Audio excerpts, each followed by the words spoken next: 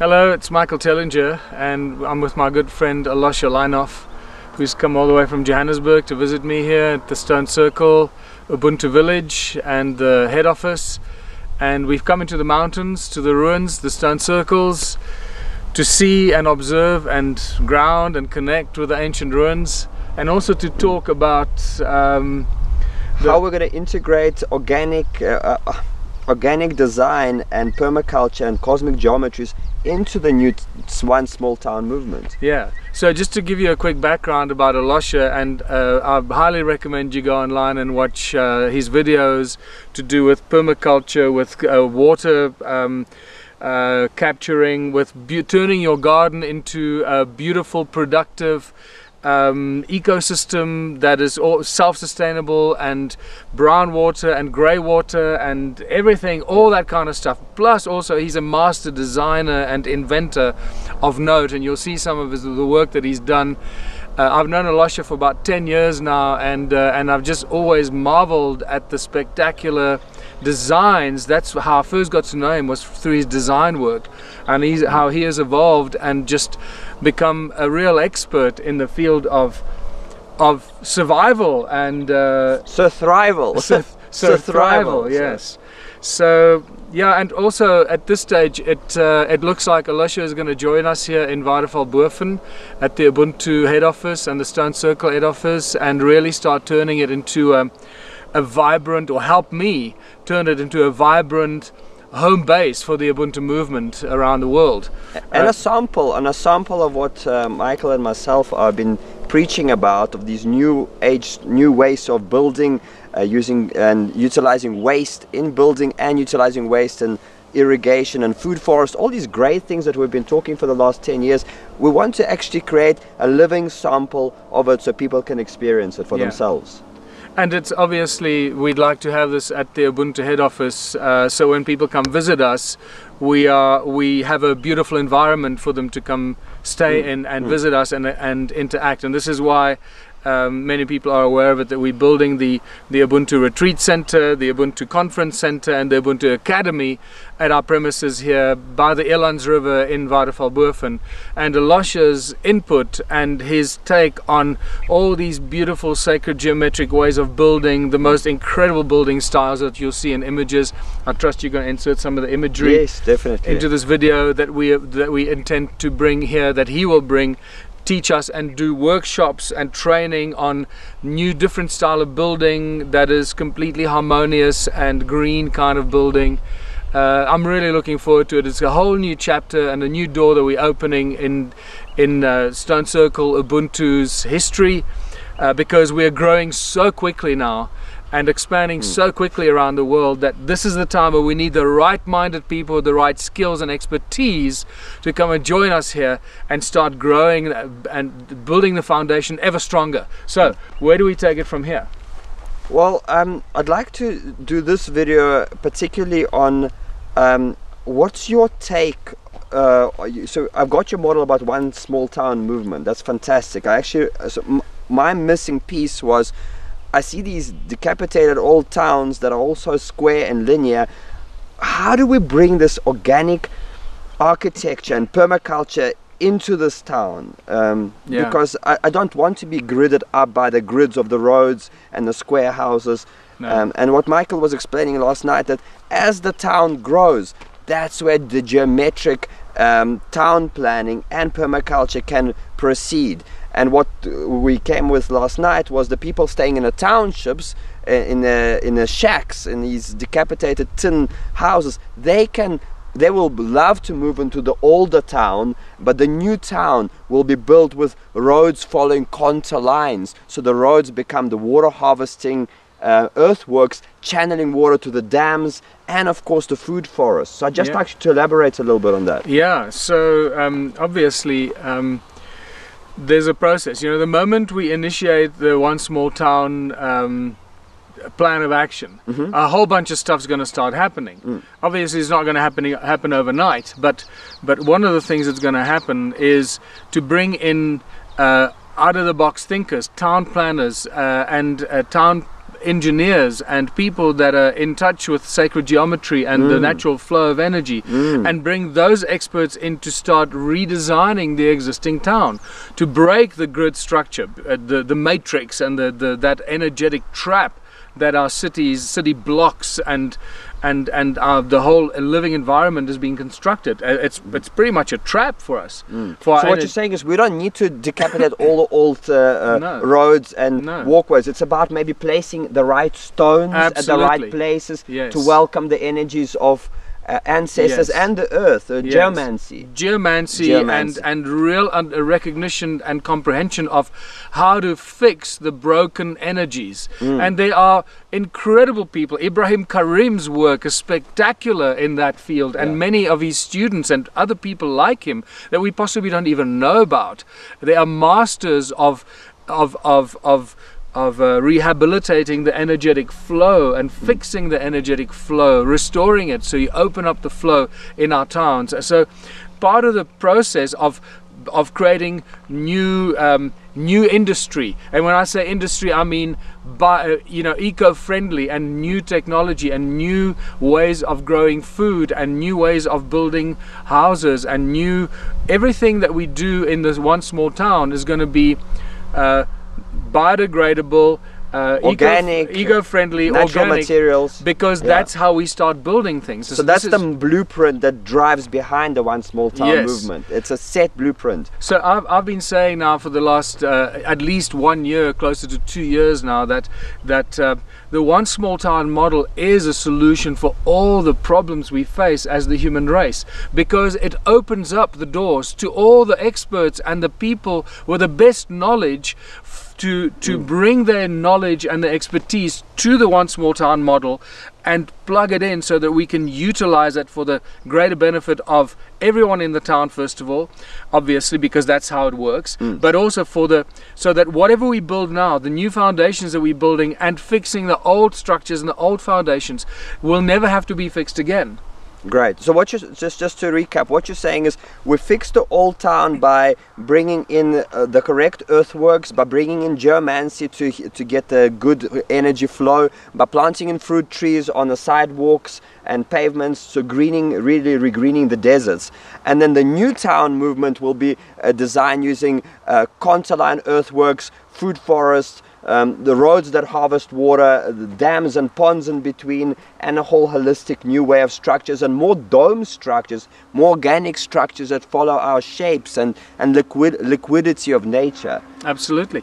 If you look at ancient civilizations, and if you look at the stone circles, actually we're right in the heart of ancient civilizations right here. We're standing right in the middle of it. In Mpumalanga, the oldest civilization on earth that we know, that left behind the largest cluster of ancient ruins. We're right in the middle of it as we're speaking. So we just found a new ruin right up there behind us on the edge of that hill, because they chopped down the forest here, the plantation recently. So suddenly you could see all the other ruins that were lying hidden by the man-made plantation here for Sappi, the paper company. So you'll see that ancient civilizations, they never built square things. Everything was round. And for those that have watched my workshops and presentations, you'll see that in fact the way they built their structures were based on the cymatic patterns that come out of the earth. Right, wow. So the energy fields that come out of the earth was what in harmony with how they built the stone circles. So it may be that we try some of this kind of architecture in our new small towns, one small town strategy, to see how we can find the energy coming out of the earth and actually build our homes and our structures according to the flow of those energies. So we're talking about temple homes, harmonious environments that heal people. That's what we'll be building. And Michael, just a quick question. So I wasn't in resonance with one small town until where I come from is I'm more merging on Anastasia movement of 1 hectare kindermains and the Venus project Jacques Fresco of building new cities. But what Michael is saying is we do not need to go and create new cities from scratch, because we have thousands and thousands of decapitated towns that can be refired up with Michael's model of the one small town movement. And I got it last night, because if everybody in the town puts in 3 hours a week, we calculated something like it's 15,000 hours, and for 20 or 30 industries that's in the town, that's a lot of working manpower. Well, just if you have, and remember, our model of a one small town that we're promoting around the world is based on towns between 5 and 10,000 inhabitants.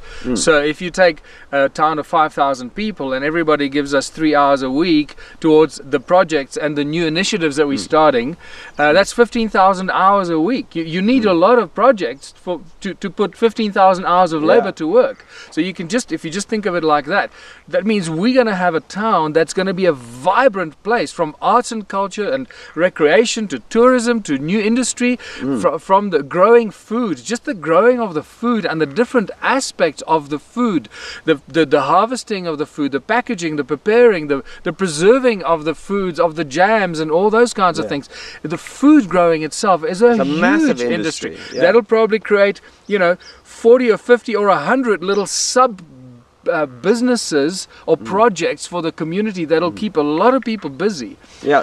So my one question was, well, 3 hours just sounds like a very little time, but the way that Michael explained, and we actually brainstormed it together, what I got was, right now the scenario is you have 5-10% of the town grafting 12-hour days, and a lot of, and in South Africa in particular, and the rest are unemployed. With Michael's model, we balance that out. We get everybody involved at 3 hours, so it kind of works out as everybody, as what currently people are doing with 12 hours a day. But now it's everybody does 3 hours, and everybody else has time to do other great things with there and get creative and play a flute and do things they've always dreamt of but they never had time for. So the other benefits, and I want to bring it back to your expertise, because the reason you're going to join us here is because we're going to create an example of what works, harvesting natural water, rainwater, the grey and the brown water and all that, and showing how that can be recycled and utilized and reused to beautify your immediate environment, which is really what I've been talking about the one small town. Because the water is the start. Without water we actually got no gain. It's the energy, the electricity. Right now we call energy electricity. At some stage the electricity will probably change into a different form of energy, but that's probably further down the road. So let's talk about electricity for now. Once we have our source of electricity, we can pretty much do everything and anything we choose, and this is why the foundation of electricity is so important to launch the one small town. Without our own source of electricity, we are forever enslaved and stuck in the matrix and held captive by the suppliers to the energy grid and those that have claimed the right to provide us with electricity. And that's why a majority of the people can't get off the grid, because first it's very expensive, and if you stop paying your bills, then they can't cut your water. They're not allowed to, but they can cut your electricity. So electricity is a biggie. It's a big thing, and we're going to change that very quickly. As you may know already, we have an international partner in electricity and energy, also water, and also creating health benefits to all this activity. So when we say we're going to go into a town and provide our own electricity, I can now say it with absolute confidence, because of our partner, that will become known to the people and the mayors and the councils and the people of the town once they've agreed to implement the small town project. Now, for example, Mayor Ron Higgins in Canada is already talking to our energy partners in Canada to see how we're going to implement that electricity for the whole town and the whole community and the entire area. It is advanced technology that very few people have seen. It is technology that most people don't even understand. The benefits are spectacular. The benefits are purifying of water, removing hazardous waste, and I'm talking about pretty much any kind of hazardous waste you can imagine. Radioactive? Toxic, including radioactive, hazardous waste of any kind. Wow. All the horrible stuff that comes out of hospitals, the syringes, the drugs that are not used, that are expired. What do we do with those? We can't just flush them down the toilet or put them in the water system or bury them in the ground. Your electricity machine basically can handle that as well. So when we start a one small town, we provide a solution for electricity, for treating our water, the sewage, and all the hazardous waste at the same time. It is a spectacular solution that we bring to the small town. But the water can be obviously polished up with a few constructed wetlands. It will only do it good. Not only that, so not only will we help purify the water and make it incredibly energized and structured water that makes things grow and actually heals your body at the same time. We've got spectacular... So we're talking about implosion, vortexing, that type of We're thing. talking that kind of technology. Okay, great, yeah. great. But at the same time, you're right. So that water, now that we're going to be treating our water, we can then push it back into all the ways that we're going to re-engineer and landscape our towns and our environment, which is where your expertise comes in. Exactly. So I can't wait for you to wind up your stuff in Johannesburg and move out here into the mountains. You know, can't get a better place than this. Yeah. Or you have to go a long way to find a better place than this. Right in the mountains, in the heart of the ancient civilizations. We literally drive out of our front door or we walk out of our front door and we're right there. We're in the ruins. Fantastic. You know, when we were digging the foundations for some of the buildings at Stone Circle Ubuntu head office, we find ancient ruins and tools and artifacts right there. Wow. On our own place. So it's the Stone Circle head office and the Ubuntu head office is actually built on ancient civilizations and ancient ruins. That's fantastic. But when you just leave out, we drive out, we're literally 5 minutes away from our office in the mountains, out of our little town, right here. There are thousands and thousands of ruins around us everywhere here. So the energy is already here and phenomenal. So we're calling upon any wizards that want to get involved in awesome projects. Yes. We'll be posting a link to a form below, and if you're interested to help in any way for the movement, whether you have permaculture or natural building, or you want to learn some stuff, or you can project manage some stuff, we're looking for great wizards that we can co-create this movement together on a global scale. Yeah.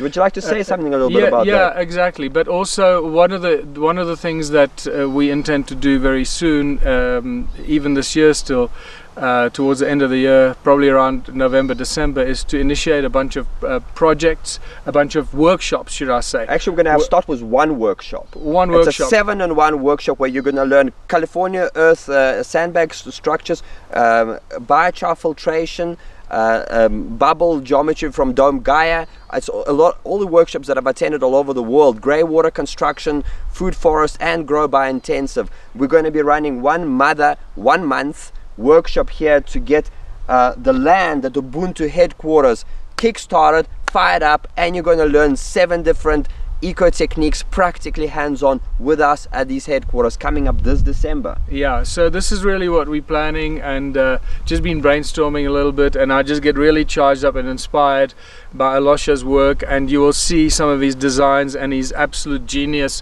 when we start doing our Ubuntu events, especially the Ubuntu Fest here in South Africa in Badplaats from the 12th to the 15th of April 2018, where Lushes designs and staging fabric structures. That's really how I got to know him originally 10 years ago. It's just spectacular, and you'll know what I mean. But what he's really blown me away is the way that he's become an expert and a master, and actually he practices what he preaches, even in Johannesburg, in the middle of this concrete jungle and the urban bloody jungle. Got my house off the water grid without the use of any boreholes, using earthworks, a few sandbag storage containers that mold to a house like hand and glove. We've got 2 robust biochar filter, and it's all low cost, and we're harvesting rain from a thatch roof, believe it or not, storing it in my pool, using my pool as a buffer in winter so it goes down when we need water, and then in summer the pool tops up, and 9 constructed wetlands. And I've created an online abundance of water course. I'll give you the link here, and it's really fantastic that with this course you can get off the grid anywhere on the planet for as little as $1,000 to at least halve your water consumption. So it's a really awesome course, and I'll be implementing these things at Ubuntu headquarters practically. So we'll wind up this little chat and say I look forward to you joining us here and to start implementing some of these things, and it's going to be an exciting journey. And as Lushes said, our doors are open. Email me at contact@ubuntuplanet.org and tell us that you'd like to join us, or go onto our website and sign up under the volunteer page. and so we can reach out back to you and start bringing like-minded people together here at the Stone Circle Ubuntu head office and turning our environment into a living example of what we're talking about. And it's just a fun time. Actually, it's about getting a bunch of like-minded people together, having a great time together, doing incredible things. Very dynamic. Yeah. And we're being the change that we want to see. It's enough talk here. Let's make it happen. Let's create a new reality that we've all been dreaming about. So we'll see you in Waterval-Boven. One small town at a time.